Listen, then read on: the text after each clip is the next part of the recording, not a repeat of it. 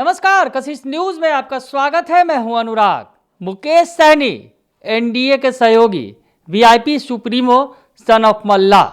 जी हां, मुकेश सहनी की इतनी सारी पहचान है लेकिन वो नाराज नजर आ रहे हैं। जी हां, कल उनका जो बयान आया, जिस तरह से उन्होंने तेजस्वी यादव की तारीफ की और अपना छोटा भाई बता दिया और तेजस्वी यादव की जीत से उन्हें कोई फर्क भी नहीं पड़ेगा, ये भी कह दिया।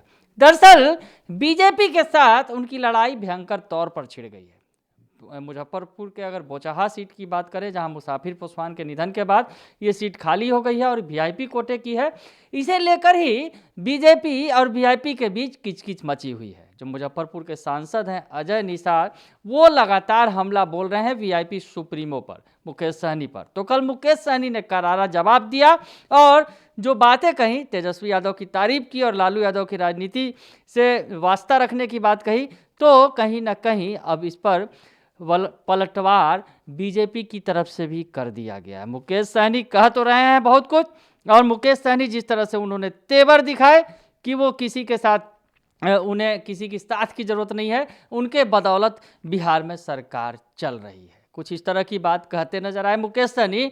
लेकिन अब बीजेपी उनके पीछे पड़ गई है। जी हाँ, जिस तरह से बीजेपी तो पीछे पड़ी ही थी और बार बार कह रहे थे, जैसे अजय सहनी कि माफ़ कीजिएगा, अजय निषाद जो मुजफ्फरपुर के सांसद हैं, उनका कहना था कि अगर मुकेश सहनी यूपी का चुनाव लड़ेंगे तो उनके हाथ से बोचहा की सीट चली जाएगी और आने वाले दिनों में मुकेश सहनी का मंत्री पद भी चला जाएगा, क्योंकि एमएलसी की सीट जो उन्हें मिली हुई है, अब महज 163 दिन बचे हैं। उसके बाद मुकेश सहनी का क्या होगा?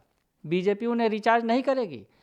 इस तरह की बातें कही गई। तो अब एक बार जब मुकेश सहनी ने तेवर दिखाए हैं तो बीजेपी के कई नेता सामने आ गए हैं। बीजेपी ही नहीं, जेडीयू ने भी मुकेश सहनी को नसीहत दी है। तो बीजेपी के नेता हैं नवल किशोर यादव, क्या कुछ कह रहे हैं, सुनिए आप। अरे नहीं आते तो सरकार नहीं बनती। आना जाना लोकतंत्र में काम लगा हुआ है। जिस दिन ये महागठबंधन में थे तो भाजपा के लोग इनको आमंत्रण काट देने गया था कि आदमी परिस्थितियों के दास होता है। उन्हीं परिस्थितियों में वहाँ से भाग के आए थे और हमने सम्मान दिया था।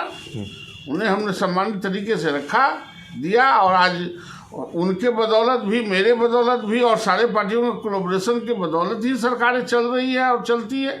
ये कहने की क्या बात है? नहीं, आँख क्या दिखाएंगे बीजेपी को? आँख कोई नहीं दिखा सकता है, चेहरा दिखा ले यही बहुत है। बीजेपी किसी का आँख नहीं देखता, चेहरा देख लेता और बीजेपी समझ जाती। सुना आपने नवल किशोर यादव की बातें।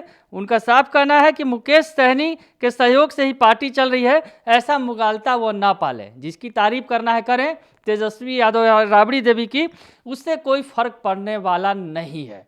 नवल किशोर यादव ने साफ साफ लहजों में बता दिया कि जिस तरह से वो तेवर दिखा रहे हैं उससे बीजेपी को कोई फर्क पड़ने वाला नहीं है। बीजेपी को कोई आंख दिखाने वाला नहीं है। बीजेपी आँख नहीं, चेहरा देखती है, आँख देखने की उसकी ज़रूरत नहीं है। तो नवल किशोर यादव ने कह दिया कि मुकेश सहनी की नाराज़गी से कोई फर्क पड़ने वाला नहीं है। सहनी के समर्थन से सरकार नहीं बनी है, उनको बीजेपी ने निमंत्रण नहीं दिया था, वो खुद आए थे। तो साफ साफ बता दिया बीजेपी ने कि क्या हैसियत है मुकेश सहनी की, सन ऑफ मल्लाह की और वीआईपी सुप्रीमो की। उसके बाद मुकेश सहनी ही नहीं, बिहार सरकार के मंत्री हैं नीरज कुमार बबलू, माफ़ कीजिएगा, नीरज कुमार बबलू, उन्होंने भी मुकेश सहनी को करारा जवाब दिया। नीरज कुमार बबलू ने तो कह दिया कि मुकेश सहनी को कौन रोके हुए है, देर किस बात की है, जो लोग बोल रहे हैं उन्हें करके दिखाना चाहिए। तो क्या कह रहे हैं नीरज कुमार बबलू, जो बिहार सरकार के मंत्री भी हैं बीजेपी कोटे से, सुनिए। अगर इतना ही दिक्कत है तो हम अपना समर्थन वापस ले लेते हैं। इसमें देर किस बात की? कोई देर है? बात कर रहे हैं, औकात की बात भी कर रहे हैं कि हमारे ही औकात से चल रही है बिहार में। वो अच्छी बात है, जो लोग बोलते हैं वो देर क्यों करते हैं? उनको जब अगर बोलते हैं तो उस पर काम करना चाहिए, उन्हीं से पूछिए ये बात।